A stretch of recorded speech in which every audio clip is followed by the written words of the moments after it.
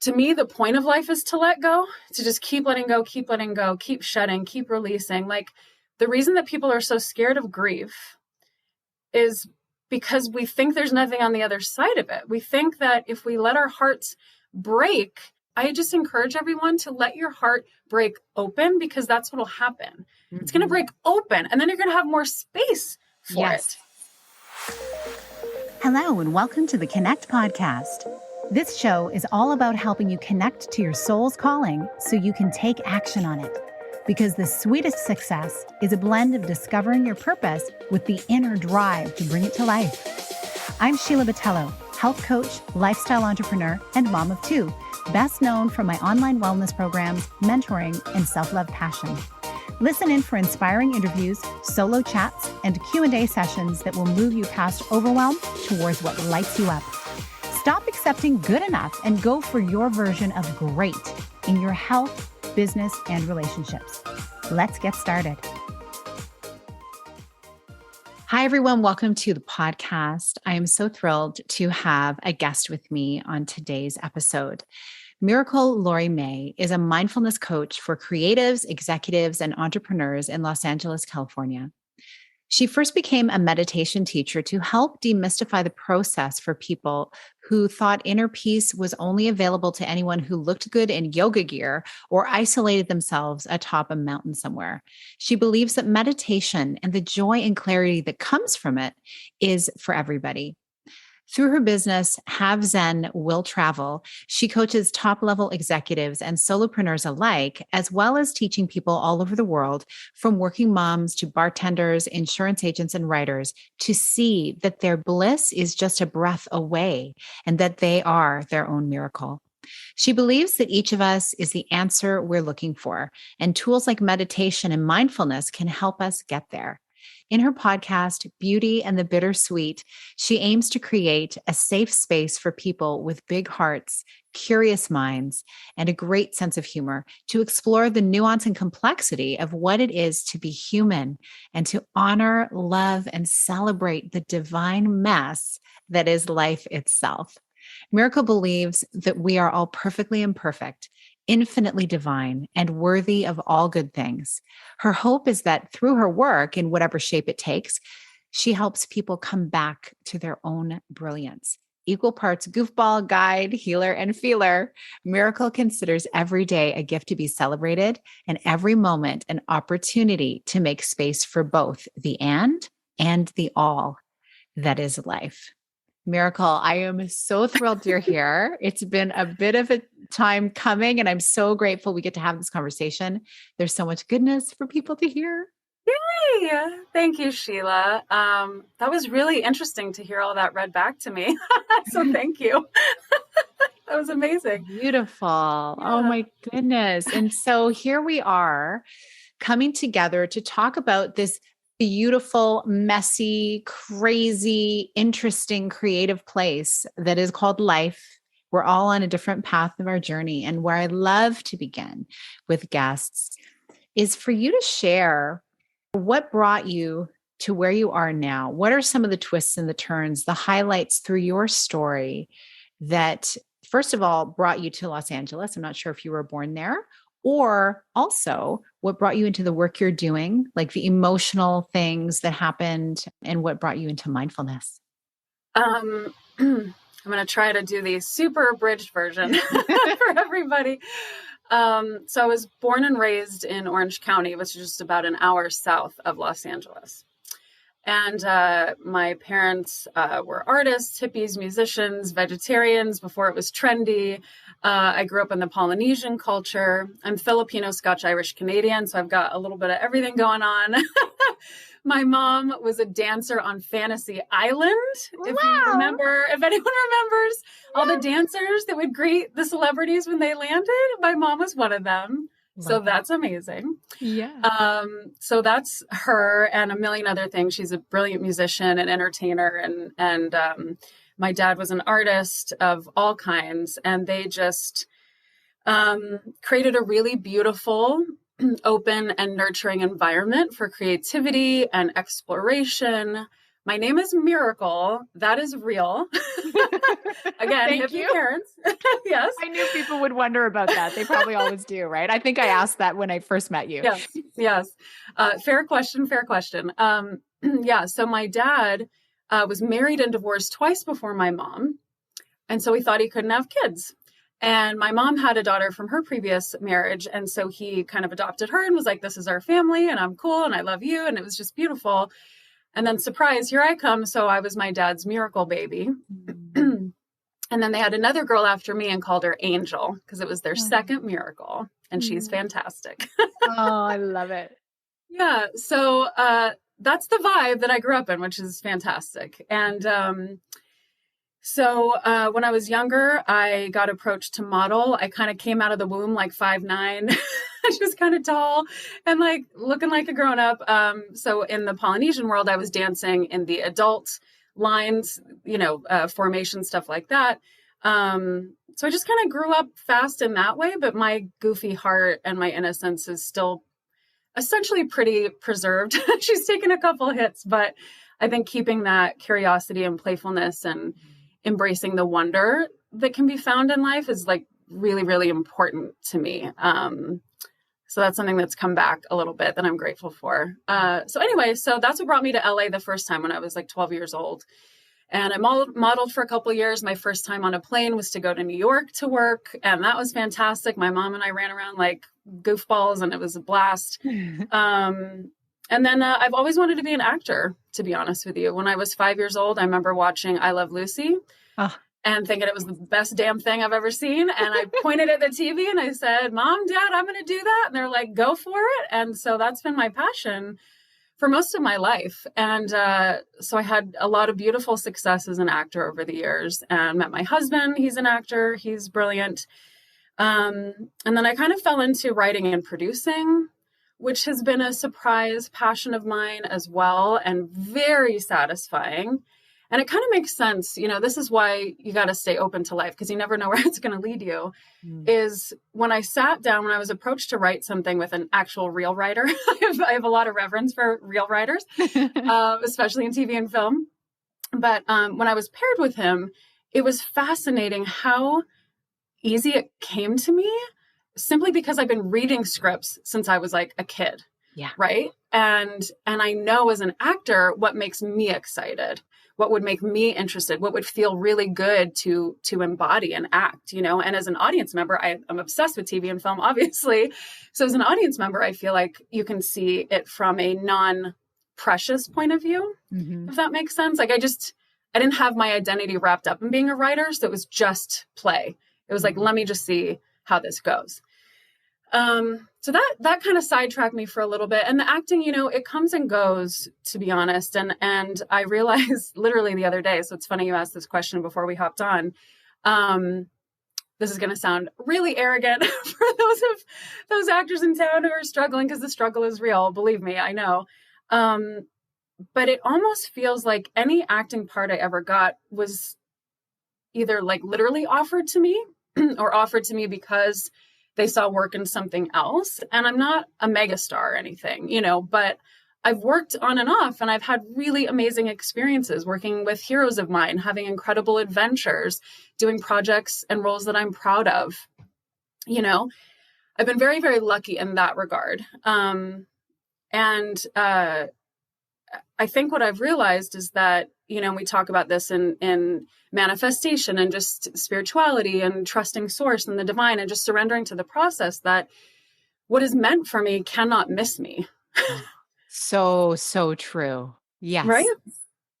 So I think as an actor, and I would just offer this up actually for anyone listening to this that wants to get into this biz, which is crazy and have fun, but it's nuts. You got to be in it for the long haul. That if you can kind of operate from a place of faith in yourself and faith in the journey and the process, it just makes it a lot less painful and a lot more fun. So I just feel like I had to give my people that little nugget of encouragement because it's quite a journey and it's a beautiful gift of an art to be a part of for sure. So that's kind of my run up. And then what brought me to meditation and mindfulness, again, hippie parents, artists, open-minded, spiritual, my name is Miracle. So meditation and things like that are not foreign to me. They were part of growing up. And again, as a kid, you kind of think everyone has the same experience that you do in certain ways. I imagine maybe I'm alone in that, but like, it's so true. Yep. Yeah. And, so I realized, moving to Los Angeles, getting a little older, exploring different modalities like yoga, and we're like really meaning it this time and not just like whatever I would do at home, and my friends opened a yoga studio out here that's brilliant. And I just realized that there was a lot of resistance in people that I saw where, like you said in the bio, they thought you had to be like this super like toy body or like had to kind of be chill to begin with to even like try to meditate, or there was a right way to do it. And I just knew with my whole heart that that's not true. It's just not. And so in this women's group I was in, there was just a natural flow, Sheila. It was so crazy. This was like the most organic thing I've ever been a part of in my life as a human being. And this is about 4 or 5 years ago, I want to say. 4 years ago, 4.5. There were women in this group that said, I need to learn how to meditate. I want to meditate more. We should practice together, blah, blah, blah. I was like, I'll host, come to my house. So I found like a meditation on YouTube. I went to one of my little books that I love reading quotes from on rest and beautiful things like that. And so I was going to host, and I was just going to host. Like that's all I was going to do was literally hold the space and just see what happens. The group of women that showed up, Sheila, were all new moms. I do not have any children, and I'm fine with it. I know myself, and I'm good. But these were all new moms. They were exhausted. They didn't know what the hell was going on. They just knew they needed some self-care and just a freaking break, right? And so everything that I had beautifully orchestrated that I was going to like, host with them, I knew would just not fly. Like they needed something different. And I'm telling you, it's so visceral for me because it was just natural. And it was almost like I was just the vessel. I was just being of service in the moment to the people that were around me and the energy that I felt, right? Mm-hmm. So I go, okay, here we go.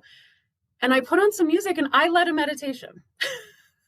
That's and awesome. I'm a recovering perfectionist. So the fact that I didn't write anything out, or Sheila's raising her hand, y'all. That I didn't write anything out, that I didn't read from something. I mean, I read the little blurb I wanted to give them, but I found even a different one of those.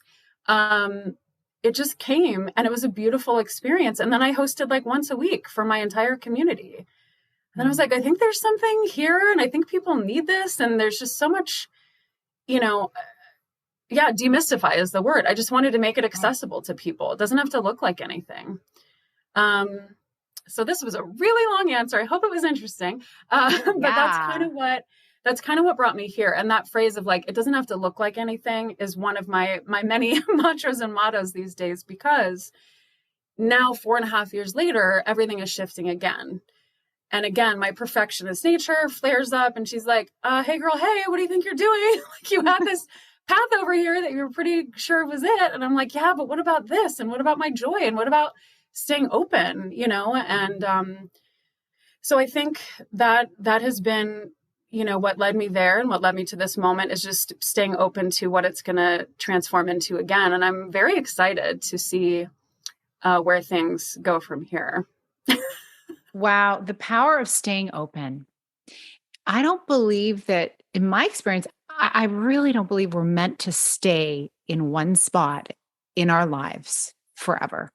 And for some people, maybe they'll stay living in the same town. But in terms of who you are showing up as in the world and the way you as a person are growing, and maybe even the work you're meant to be doing, it's totally natural, in my opinion, to be moving through, because there's something so beautiful about coming through a space and time and then being ready to move on and release that space, because maybe someone else is meant to be filling that space now in a different way. And you think about graduations, think about school, think about just stages of children's lives and us as humans. We're always moving through to different stages. So I think it's so beautiful that you are recognizing you're so connected in with the fact that you need to be moving forward, and you can have that gratitude for what you've experienced. And that is like an underpinning for whatever comes next. You'll always be able to hold on to that. I love some things that I loved so many things that you said. Some I was able to very quickly scroll down on my piece of paper here.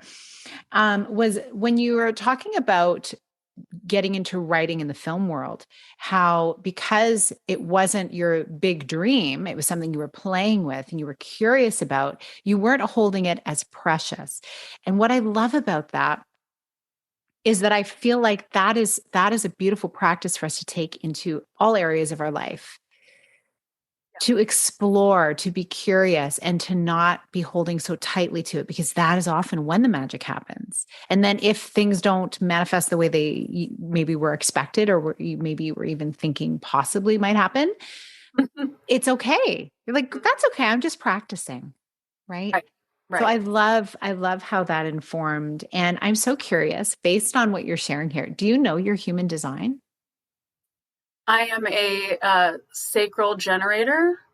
Okay. Yeah, that makes total sense to me. Yeah. My youngest son is a sacral generator. Oh, he brings the vibe, and you bring the vibe. You elevate every room you come into. And I mean, I can say every Zoom room because those are the only rooms I've been in with you. But I can only imagine what it's like IRL. And it's so interesting because that generator, like, you're meant to be, continually growing, evolving, changing, like we all are. But in your case, it's such a big part of it. And I don't know a whole lot about human design, but what I've read so far and what I've experienced myself about the truth to how it shows up, it's like, wow. Same.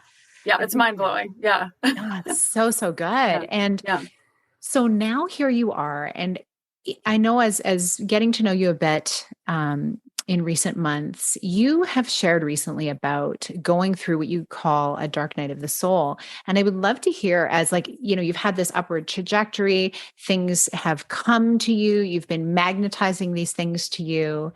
And I think it's so beautiful. I think it's probably the openness that you have to play and curiosity where that invites it welcomes that in. Talk to me about the dark night of the soul, because life is not always sunshine and rainbows. So we got to hear about that too. Okay.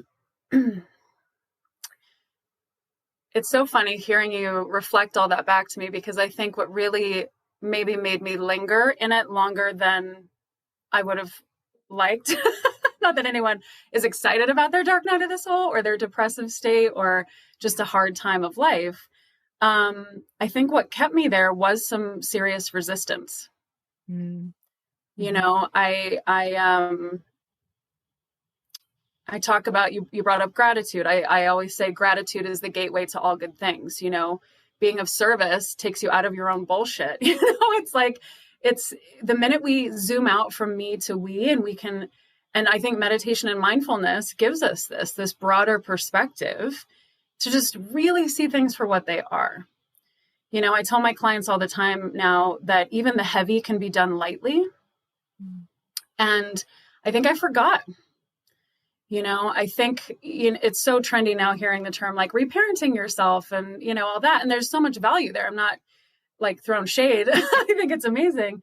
But to really explore what that means, and with my therapist, and I'm sorry, I scrolled through a lot of your shows. I've listened to a couple, but I don't know if you've had anyone talk about, or if you've talked about the IFS, like internal family systems in therapy. It's a new practice. Little bit. New, like from the 90s. Yeah, I really want to have someone on to speak more deeply on that, because it's incredibly powerful and important, I think. It's amazing. And when my therapist introduced it to me last year, it was a real game changer. And again, it just, all it does is support what I already know, and I think that's also what I teach people. That's also what I help people. My signature program and my philosophy and all the things is called You Are Your Own Miracle, because we already know. Like, you already know. We all already have the answer. We know what we need. We know what we need to focus on. We know what we need to let go of. We know what we need to surrender to. We know where our joy lies. And for me, a large part of what happened over the last few years was really a shedding, that analogy of a phoenix rising from the ashes, which so many of us, if we've been paying any freaking attention, is going through right now still. And, Kate, this mentor that Sheila and I both have, I don't know who said it first, but she says it a lot and I love it. Like, there's no there there. This notion of, and I fully succumbed to this belief for a long time of like, when I X, I'll be a good person, or I'll be worthy of my dreams coming true, or I'll finally be complete, or I won't have to whatever anymore. And I think, the term gaslighting has also become very prevalent in the zeitgeist and our common vocabulary, which is good, because I think it can happen in a lot of forms. Certainly with the racism in our country, but even on smaller, like microaggression levels in between, women to women, friends to friends, within businesses, within relationships, like we don't even mean to do it. And I think that happens where you can, like, whenever we judge someone else, it's a projection, right? Like we're judging a piece of ourselves. Yeah. And I was doing that like a mofo. Okay. Like I was judging McJudgerson for a long time, and I have been working on healing it. And Gabby Bernstein has a great book called Judgment Detox, which I highly recommend to people. She said, it's the best book I will ever write that nobody will read. That's what she said. You don't want to go there. It's so frustrating when you know this too, when I'm judging. Oh, got to turn the finger back at myself. I don't want to deal with that. Yes. But again, like there's so much freedom to be found when you're willing to look, when you're willing to go in and just trust that it's safe there, that it's okay there. And again, with the zooming out and the lightening up, I feel like I'm dodging your question, but I'm really not. So the dark night of the soul, it really, I don't know what triggered it, to be honest with you. I don't know if this is real, and I don't know what your audience believes, but like, it was kind of a reprieve within the pandemic where it felt kind of safe to come out of hiding for a little bit. It was like June of last year, maybe. It was like, we can go out in the world and see each other kind of outside, you know? Yeah. So I helped host a full moon ceremony with some friends. It was actually my friend's house and all of her people. So maybe that was the problem, is I didn't know what I was walking into. And I love her very much and I respect her and we connect on a beautiful soul level. But something happened that night where I don't know, again, if like energy transference is real. It was like almost like I caught someone's existential crisis. I don't know how to describe it. And, I worked with my Reiki healer, who's amazing. And she's like, oh yeah, Mir, and that was really lovely, Sheila. She says that just my presence kind of like elevates or just kind of shifts, and just, and it hopefully inspires and empowers people to kind of rise up a little bit, but that can be really off-putting to some people too. And that's fine. I've had to make peace with that. But she's like, but also you are such a feely, present, open person that you have to kind of protect your own energy too. And so that was like a real lesson for me. And I think, it's the same with boundary work.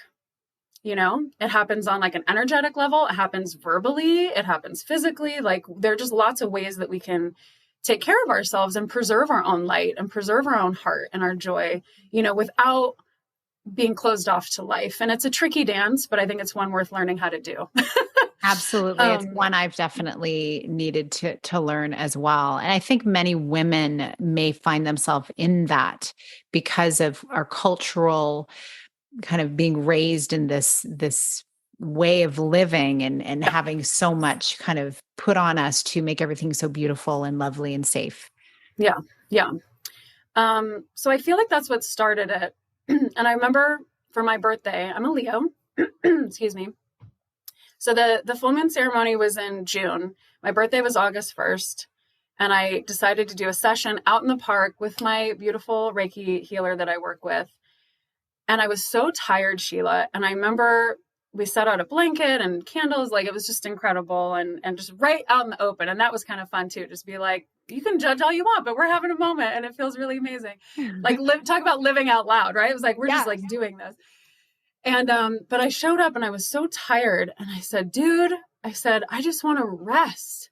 I just want to rest in peace. And it was like, and she's like, we're not going to do that. I was like, no, I didn't mean it like that. Like, I didn't mean I'm ready to go. I'm calling it.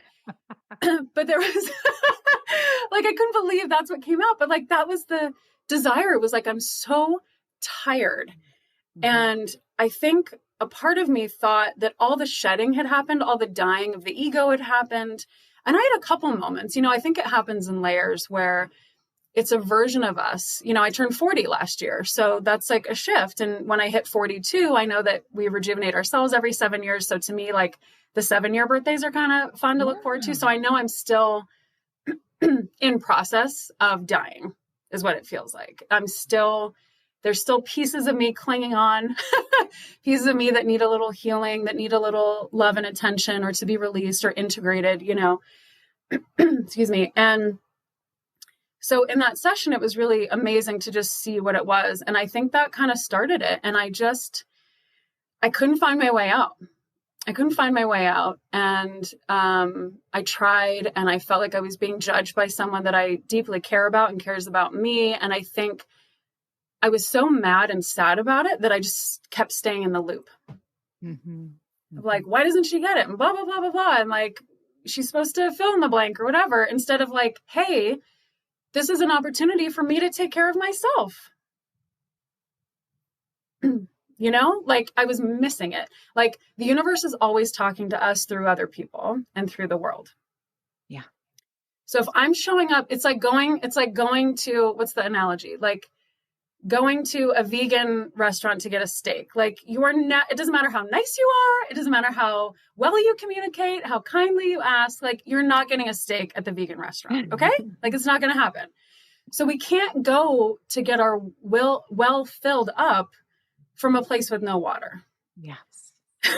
Like we are still responsible for ourselves. And we all have varying degrees of shitty stuff that has happened in our life because life. Mm-hmm. And we get to choose how we respond to it, how we react to it, how we move through it.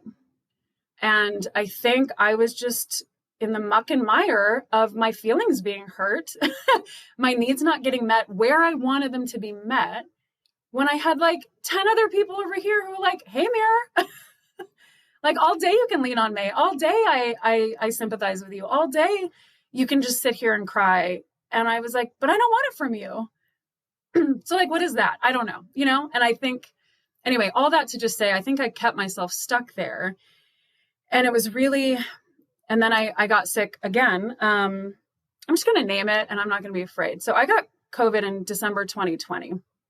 And my husband and I were very diligent and cautious and did not live in fear. I love that phrase that people use. But we were just cautious and mindful and respectful of science and the people that were suffering. And we knew many people that got sick. We knew many people in the wellness, in the healthcare industry that were just struggling and miserable. We know people that died from it. And it was very, very real in our circle. Yeah. So I think a lot of people saying it's not real was hard for me. Oh my goodness. And so I didn't hear you, Sheila, say that. I'm just agreeing. Absolutely. Yeah. That would be hard. So that was hard for me, to be honest with you. And I lived in a lot of anger. And then at that time, because there was no vaccine if you wanted one, it was, and in LA, I don't know if people know this, we have Dodger Stadium out here and there were no games, obviously. So that whole parking lot turned into a testing site, which was great because it was right before the holidays and people were like, can I go see my family? Like it's been a year, like I want to, whatever. And something happened and like the tests were wrong. Oh.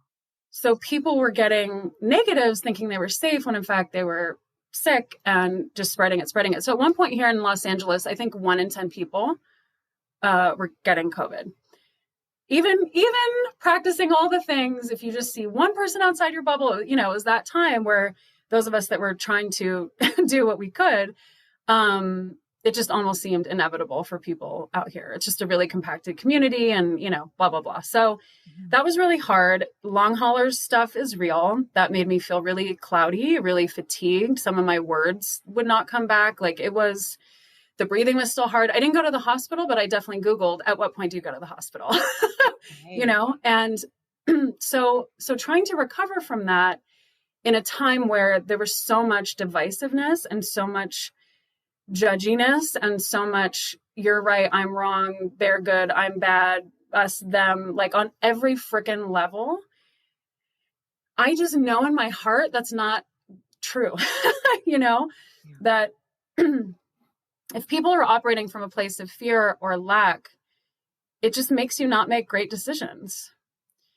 And there's a lot of that in our country still.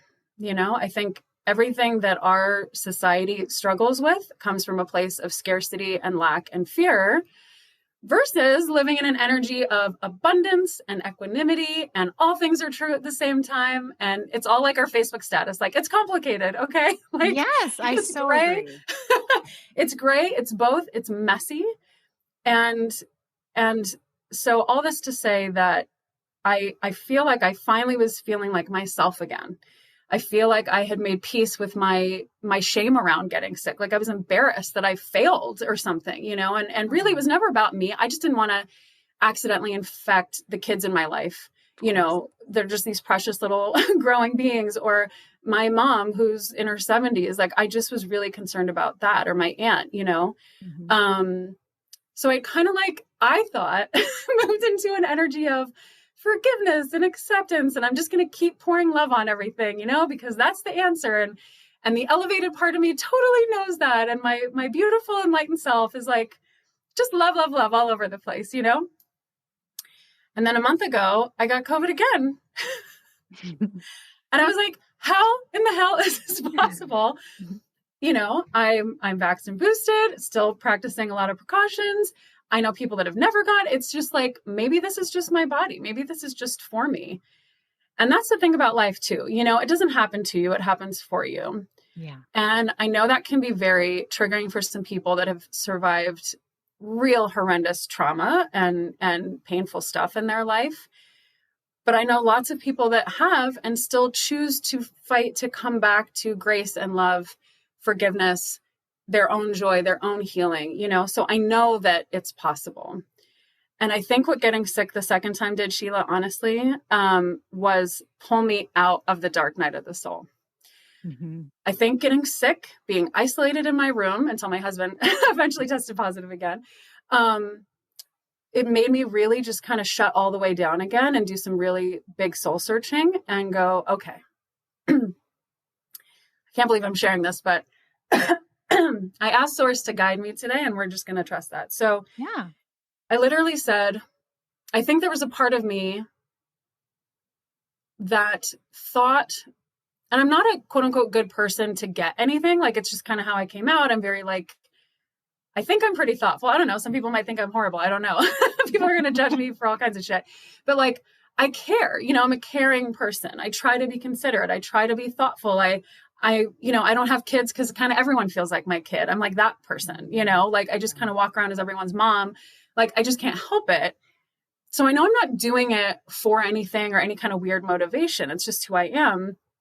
But I think there was a naive part of me that thought it would protect me. If I'm a good person, if I'm thoughtful, if I'm considerate, then other people will be too. And then I'll be safe. From being, I don't know. I don't even know what this thought was. This is what I'm saying. It was so shocking to me that I think this was a belief of mine that came up. And I thought, well, I get why people are selfish. I get why people look out for number one, because they're like, if life is going to knock you around anyway, then I'm just going to take care of myself, and who gives a shit, and good luck to you. And I can see why people make that choice.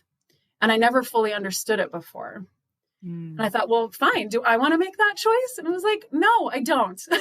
No, I don't. I don't. Isn't that amazing? Yes. How you, through that, you made that choice. You realize it is a choice for all of us to get up and to be gracious, or to only be in self-preservation. And I think for all of us, there is that element of self-preservation. We do need to take care of ourselves first so we can be ever present and, of service to others.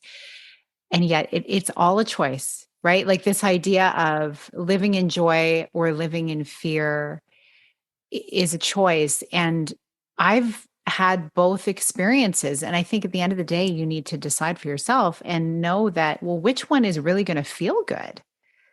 And Right. that is in your nature to be someone who is, you want to care for others. And that if that's who you are, it's more painful to not be that way.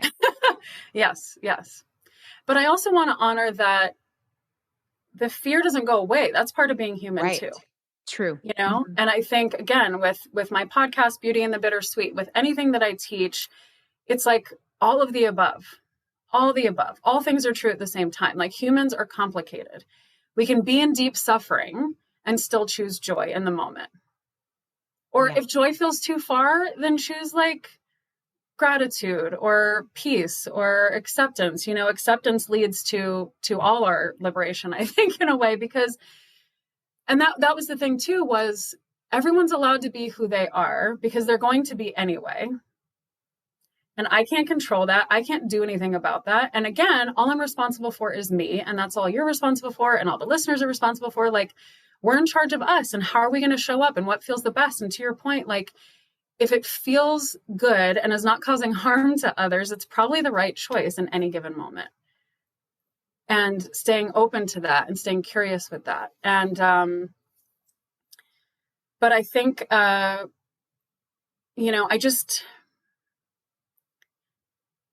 it was amazing that it was a choice, and it's probably a choice I've always been making, but it's still painful.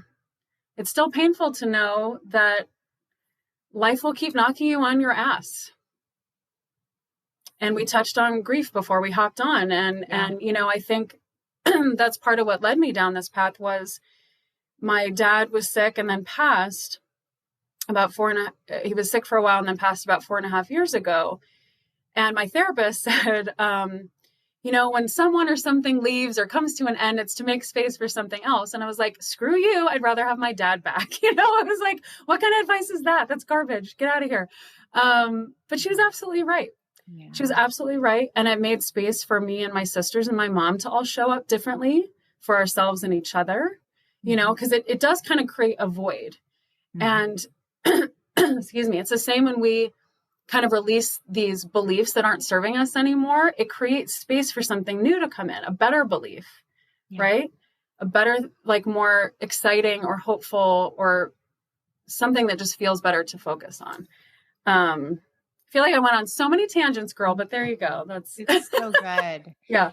Yeah, this journey that we're on, this human experience, it was never promised to us, from our ancestors, from God, from whatever people believe, that it was going to be always joyful, and it's, you go back to the seasons of nature and how they're always shifting as well. And there are those seasons of our life from newborn to toddler to teen to adult to elder, and each one has its gifts and each one has its struggles, the awkwardness of being a teenager for some people, right? Or the awkwardness of getting a first job and the awkwardness of, as an elder, needing to ask for help when you've been self-sufficient your whole life. So there's so many levels of that. But I love how you articulated so vulnerably your experience through this really tricky time for yourself. Because I think a lot of people can identify. There is that feeling sometimes, like you said, I feel like I'm a pretty good person. I feel like my intentions are in the right place. And so you would hope that would mean, hey, things are just going to work out really great and it's going to help everybody. And I've felt that way myself so many times. And typically there's something even better waiting on the other side of it, but usually on the other side of it, it's the other side of struggle. And, dealing with grief, it's something eventually we will all struggle with. And I just want to say my condolences to you for the loss of your father, and how bittersweet, like your podcast, that you are able to see there are still gems from that experience that have opened up space for you to have deeper connection with other people in your family. And, sometimes those gems, like for myself, having lost like a bunch of family members in the last 8 years, the gems are the memories, and the gems as a result of those memories inform on my present. so that as I am looking into now and all of the things that need to be done and all the priorities and teens and career and all of those things, to not miss right now, because this Right. is the moment and this is the time. So sometimes it is like the losses teach us, right? What is before me, these relationships, these people are not always going to be here. So it does help us really tune in. It's like the gifts are immeasurable. And when we can see that, we can find more joy, even in some of the dark times, knowing that, okay, this is what's the lesson here. And so I just think about what you've come through, the various things you've shared that your clients and your community can really benefit from because of those lessons that you have learned, that you can kind of like reach back and bring someone forward into that knowledge and experience. And so as you're now, Can I say one growing. thing before? Yeah, sure. Because you just reminded me of like three things I wanted to say to you. Yeah, You talked about letting go, right? As we move through, I'm so sorry. it's okay. Residual effects. Yeah. That as we keep moving through, it is to make space for someone to come in and like fill that as we go to the next thing. And I was doing this beautiful Lakshmi. She's like the goddess of abundance and health and beauty. This kind of chanting series. Okay. And on the call, excuse me, someone said, well, I don't know, or maybe I said, I have no idea. We were just like in the process. And when it comes to abundance, which I know is still so top of mind for so many people, right? And this like struggle with worthiness and, all these beliefs. And to me, abundance and faith have kind of become synonymous, which is really surprising. I love that. Right? Where it's like, it's just openness. It's just trust that everything is happening for us. And if we just chill the F out and let go of the grip a little bit, like you said, we're making space for it to come in. So to me, abundance lives in between gratitude and generosity, right? So when you meditate, both hands up, like palms up and open, it's to give and to receive. It's to release and to receive, right? So if we start with an energy of gratitude for all that we have, all that's working, even our imperfections, that's why I always say perfectly imperfect, infinitely divine, because we are humans. A lot of us are annoyed at that fact that we like fuck up all the time and we're not perfect and we don't like, and that there's these struggles and all these pain points that are so real in this human experience. And yet, especially people in spaces like these know that there's something else going on, right? We know there's a higher, even if it's not a purpose, because maybe our purpose is to just be present and like see what happens. Like, what if that's enough? What if it doesn't have to be this big sweeping goal? What if it's like, What if that's be present, enough? right? Yeah. Like, what if we were just here? What if we were just here for it? Like, I'm here for it. Like, whatever it is, I'm fully present. And to your point, that is how we got through that tremendous struggle with my dad. It was heartbreaking. And I know we're like almost at time, but like, it was really hard and it was really heartbreaking. And yet, and this is a huge testament to who my father was and the energy he still gives us all as a family, is he was tickled by the whole damn thing. He was like there for the experience. I love that. Oh my gosh. They wheeled him off to surgery and he threw like 2 peace signs up. He just was like, deuces. I was like, oh my God. Like, we're all panicking. And he's like, see ya or not. I don't know. And like, wow. And it goes back to another thing you said of this notion of surrender and releasing and letting go. Like, to me, the point of life is to let go, to just keep letting go, keep shedding, keep releasing. Like, the reason that people are so scared of grief is because we think there's nothing on the other side of it. We think that if we let our hearts break and really honor our own racism, in this country within ourselves, or all the things that are that are wrong that we all wish were better, that hopefully we're all contributing to in our own beautiful, loving, unique way. There are a lot of people who think I don't have the bandwidth to go there. I can't do it. It'll wreck me. And it's like, I just encourage everyone to let your heart break open, because that's what'll happen. Mm-hmm. It's going to break open and then you're going to have more space for it. For all of it. Oh my gosh. I love that you shared that. I don't think I've ever heard it articulated in such a way But you're absolutely onto something here. And now you've lost someone so incredibly dear to you. And we don't know, how could we ever bear to withstand such a thing? How could we go on? And certainly you have that time afterwards where you're like, how is the world just moving along? Like that's totally natural. It's ridiculous. And then you go through it, and you may go through it many more times. You realize, whoa, okay. First of all, what do I think about what's next? And I mean, my belief is that, the power that created us in the first place, with such intricacy, with our spirits, our unique natures, our ability to touch others and communicate and connect and hold each other. In my mind, I feel like it's so hard for me to believe that then you're just snuff and that's it. I feel like there is something else, right? And so, and it could be so much better, right? Like, I feel like this is such a blip in time, and I feel like, my Jesus faith, that's my roots and my faith that keeps evolving about what does that really look like? What's the real deal? Right. Is that everything right now is practice for eternity. Like, eternity starts now. So we're really just practicing. So let's get curious. Let's get messy. Let's open our hearts. Let's not allow fear to keep us from having that connection with each other. Let's not allow fear of what is other keep us from being loving and kind to people who believe different than us, who are, something maybe, or someone that we just don't understand. Let us be curious, and let us be loving, because like, it's all practice.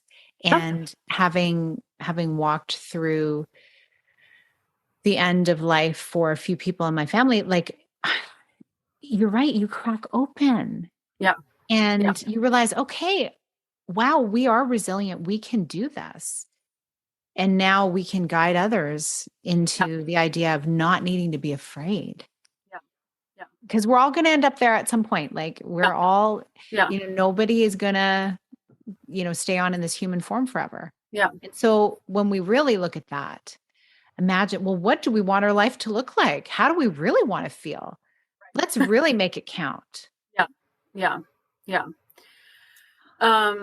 That's so beautiful. And I was even saying people are afraid of just experiencing grief just in their life, not like their own ending. I just mean people like are petrified, and they keep it at a distance. And to your point, they keep other at a distance, and there is no other. Like, that's the great joke. That's the great illusion. That's the great piece of bullshit that we've all bought into for way too long. Yes. We have more in common than we don't. None of us actually know what's going on. We're all doing our best in any given moment. And how boring if we were all the same. Like, that's nuts to think about. Like, nothing would ever get done. PS. Like, think of like village mentality. You got to have like the entertainers and the cooks and the caretakers and the, healers and the whatever. Like, we need each other. Yes. And there are 7 or 8 billion people on the planet. So to think there's only one way to do life, or be spiritual, or find source, or find your happiness, or find your peace, I just think is a little arrogant. So I feel like totally agree. And it's hard to unplug from that when you've been, it's understanding that we need to unplug from that when we've been steeped in it, right? It's like, wait, let's start using our minds, our brains, to really think about this, to really deconstruct. Yeah. And so when you're living, when I talk about Jesus faith, I'm talking about like loving others as he loved us. And, if people believe in beyond that, it's different for everyone, but like the historical Jesus, right? Like, okay, that's hard. Like, that's enemy love, like, right. It's not divisive. So it's like, okay, that feels impossible. But what if that's our only job, is just to love and not to judge? Wow. Is that ever freeing? Yeah. Because by the way, it is that simple. Yeah, it is that simple. It's too that simple. I know. We love to harder. Humans are ridiculous. We overcomplicate everything. It's so silly, but we can like beat ourselves up about it, or we can delight in it and we can laugh about it. And that is the point. It's like, it's just life, like, we take it so seriously. Like, nobody knows what's happening. We're all going to die at the end. So like, find your joy, be loving, be loving, be loving, be loving, be loving, because the only one that misses out when you're not loving is you. Yeah. Like you're missing out on the magic and wonder and beauty and possibility of life if you are not willing to show up like that. And all the messages of all belief systems and all religions are the same, which is be loving. Right. How interesting. He who is without sin. Okay. We could just wrap it up in this pretty bow. He who is without sin cast the first stone, right? Yeah. Yeah. No stones would be thrown, y'all. No, none. So if you're throwing stones on the internet, maybe check yourself, do a little meditation, ground into your body, remember that you're human, and just pour that love back onto you. I'll end with this. I'm way behind on it, but it was the Mr. Rogers documentary. Oh, I loved it. Yes. Oh my God. I loved it so much growing up. Oh my gosh. So much. What a gift for our generation. Like just bananas. Yes. But there was one line right at the top that just like stuck with me so hard. And he said, everything comes from love or the lack of it. Yes. And yes. The end. We solved everything, guys. So go be love and see what happens. Yeah. It's amazing. We did it.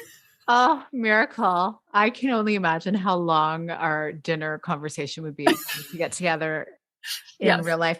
Yes. So good. And I look forward to doing that at some point. That'd be awesome.